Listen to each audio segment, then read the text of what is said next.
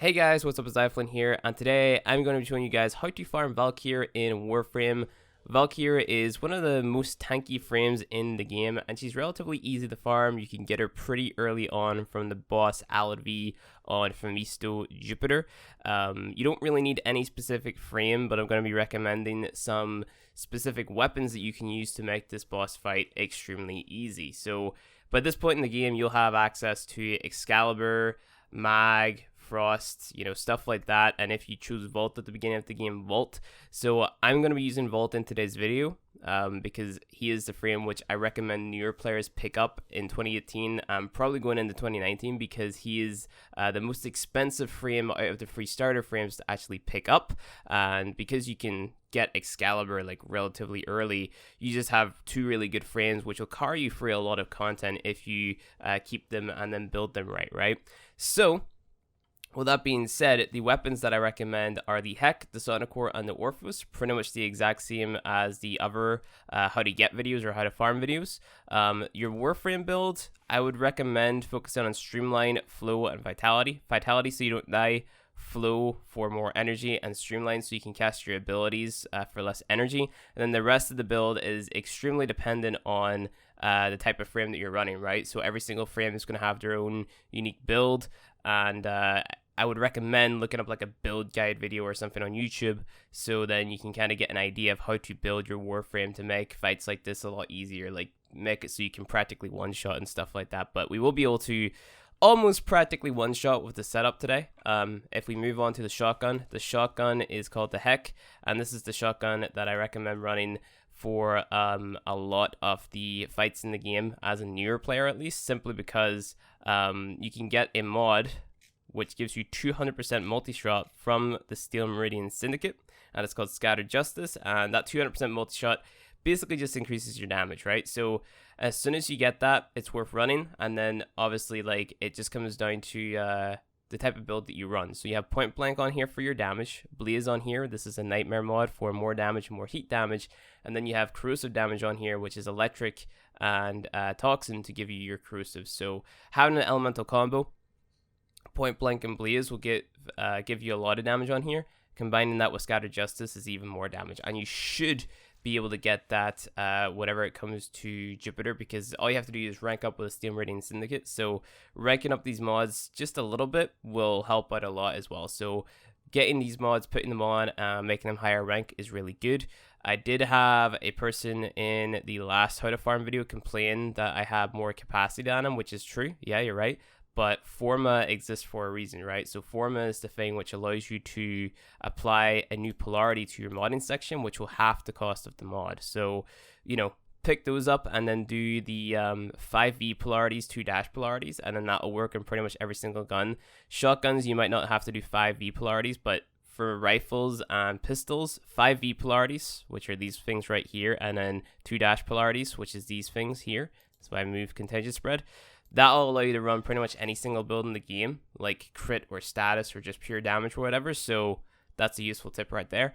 And yeah, so of course there's got to be like unique variations and stuff like that for like if you have something like Scattered Justice or a Riven or something. Those are very unique circumstances which you kind of have to look at case by case. So moving on to the secondary, I'm using the Sonacore. So you use more or less the same thing, Hornet Strike and your elemental combo, which is pretty straightforward.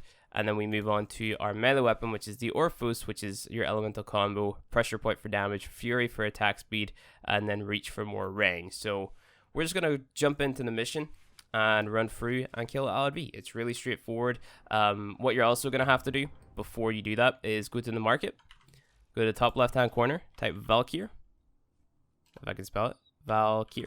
There we go. And then get the blueprint. So go onto this page right here, press build, which is the little credit icon, and then press purchase blueprint. So you're going to have to buy the blueprint, and then we have to go out of our way to farm up the Valkyr Neuroptics blueprint, Valkyr's chassis blueprint, and Valkyr systems blueprint, craft those, which takes 12 hours and a few resources, and then use those to make Valkyr herself, which will take 3 days, okay?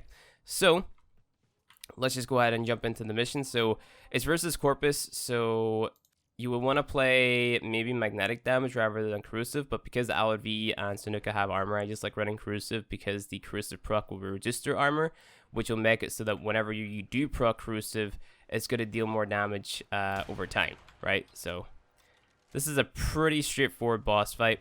And if you're using Vault, it gets even easier, because what you can do is you can use your Vault shields to actually get more electric damage to all of your shots if you shoot through them.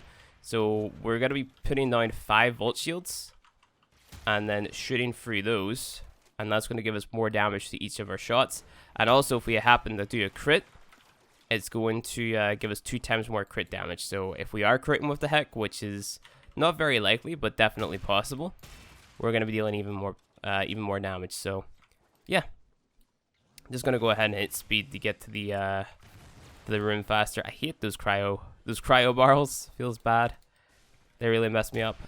Okay, there we go. Awesome. So other than that, there's not really much else that you can do. You could maybe play Excalibur, have an Exalted Blade build put together, and then press 2, which is your blind, and then press 4, which is your Exalted Blade, and just spam E if you haven't modded it correctly. So I can kind of recommend the build for that later, or after this. We can kill this guy right here. So you will have to be rather close to the enemies to kill them. And because we have Scattered Justice on, we get that little blast proc right there, which is really beneficial as well for kind of just mob clearing. So I would recommend actually killing all these mobs here if you're like a low level Vault. So just go ahead, put up your Vault shield like so, and then murder them like this.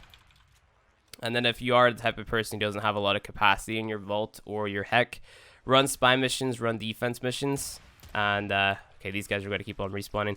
Run spy missions, run defense missions, and level up your Vault to level 30, and then that way you're going to have more capacity, right? So there we go. Awesome. So let's just go ahead and spawn him in. And then what you're going to want to do is jump right beside him, put up your Vault shield, and then shoot him in the head, like so. And then your boy Zanuka is going to jump up and try to revive him. You're going to shoot him as he's reviving Alad V. And then you see how low health he has right now. So every time Alad V gets up, just go ahead and kill him again. And then lay into Zanuka again. And that's the boss fight over. This is also how you farm neural sensors. So, you know, if you want to rinse and repeat that to get neural sensors, you're going to need neural sensors to craft a lot of the Warframes in the game, so it's definitely worth running. So I would run Vault with a speed builds, or maybe a shield build, and just run through it and get all of your neural sensors that way. And then that makes it pretty easy and pretty straightforward. So other than that, that is pretty much it. Once we get to the exit, we're going to get our Valkyr part blueprint. So we got the Valkyr chassis, which is pretty cool. The systems is the rarest part with a 28% drop chance, and then the chassis and the neuroptics share a drop chance of 32%. So if you get the systems in your first run, count yourself lucky, because that's the hardest part. So in general, if you're really unlucky, you'll need to do like 32 runs. That's if you're really unlucky. But that should, if you do it 32 times, guarantee you one of the parts at least once, in theory, right? So yeah, other than that, I'm going to go ahead and show you guys the Excalibur build after I show you all the parts. So Valkyr, so you build the Valkyr chassis, Valkyr neuroptics, and if you have the systems, the Valkyr systems, and then you put it together using the blueprint, which I haven't purchased because I already own Valkyr, right? So pretty straightforward. And then other than that, for Excalibur, if you have Excalibur, you want to be making a build which is kind of like this. Of course, this is like a fully completed build, but Vitality, so you don't die. A Streamline, so, you know, you can cast Exalted Blade. Intensify for more damage. There's no flow on here, so I would recommend just focus on Vitality, Intensify, and Streamline, because those are going to be the mods that you have. If you have a broken continuity, throw that on too, because that will help out. And other than that, those are about the mods that you're going to have as a newer player. And then moving on to your Exalted Blade, where you're going to want to put something together that kind of looks like, let's see, you want to put together something that looks a little bit like this. So you'd run Fury, you'd run Pressure Point. If you have Organ Shatter, you'd run Organ Shatter. You would have your Elemental Combo, which would be Shocking Touch and Fever Strike. There you go. And then this would be the type of Exalted Blade build that you'd be looking for. Now that does take a lot of capacity, and you will need to like forma and stuff like that. So there you go. You know, saves a lot of capacity. So if you have Forma, go ahead and throw that on, and then that'll make it so that you deal more damage to the boss with Exalted Blade and stuff like that. So that's a Corrosive and Fire build. Of course, you could mod for like Magnetic and Toxin because you're playing against Corpus and stuff like that. That's totally applicable as well.